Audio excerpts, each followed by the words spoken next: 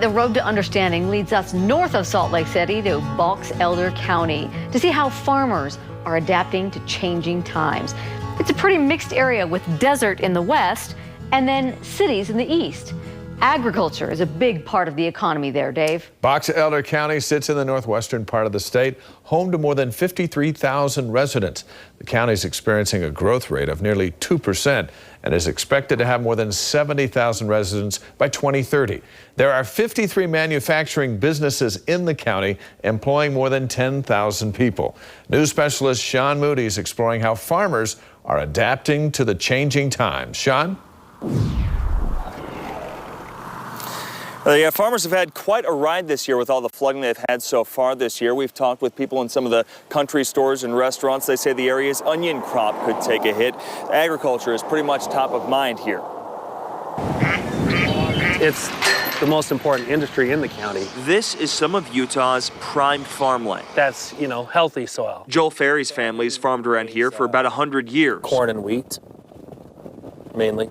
I also raise a lot of alfalfa and grasses for the cattle. He went into finance, but felt the call to come back to the family business. Been back on the farm and ranch now for about 7 years as well. He's been around Box Elder County long enough to know how important this geography is. The Bear River down here is really our lifeblood. Without it, we wouldn't be here. And how to use it to his advantage. I've got enough trench dug, so I'll set a pipe down. My bad. The irrigation system we have was put in the late 1800s, early 1900s. Without it, we wouldn't be able to farm. You good? But water can make or break some of these farms. Water is our most limited resource. It determines what we can grow, how we grow it, what we can and can't do. This year's different. We've got water everywhere. Box Elder County's had a tough time in the first few months of 2017. They've had some of the worst flooding people have seen in years. Still at 150% of normal, which means there is still a ton of water to come. So in this area, we just know it's going to flood occasionally. So Joel's trying to harness all that water. Agriculture uses a vast majority of the water in the state, without question. And so there's so much room for improvement. These open ditches, the water just sits in them and it seeps into the ground, soaks into the ground, and then evaporates out. This pipeline will help improve the efficiency on this farm by about 20%. It's one way the farming life is changing around here.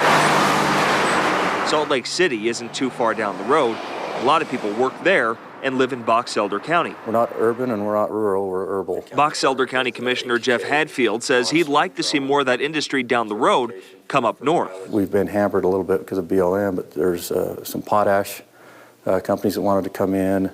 There's been numerous ones. But he knows how important it is to keep farmers in mind. It's a fine balance that we're trying to protect our agriculture and help keep it growing and still be able to have the growth for economically that the people desire.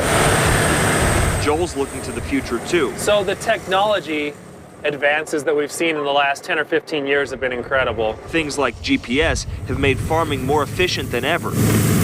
How straight those rows are? That's because it was planted with a GPS. He's trying to be sure his farm can disc and plow and can evolve along with the community. I want my land to be just as productive as it is for me, for my kids, for my grandkids. And I want my farm to be here in 100 years from now, just like it's been here for the last 100 years. Coming up a little later this evening, we also talked with the Box Elder County Sheriff about another issue they're having. They're having trouble keeping deputies within the ranks. We'll explore that later this evening on KSL 5 News at 10. On the road to understanding in Box Elder County, Sean Moody, KSL 5 News. Beautiful country up there, Sean. Thank you. Tomorrow on the road to understanding, we go to Randolph and Rich County and then to Cache County.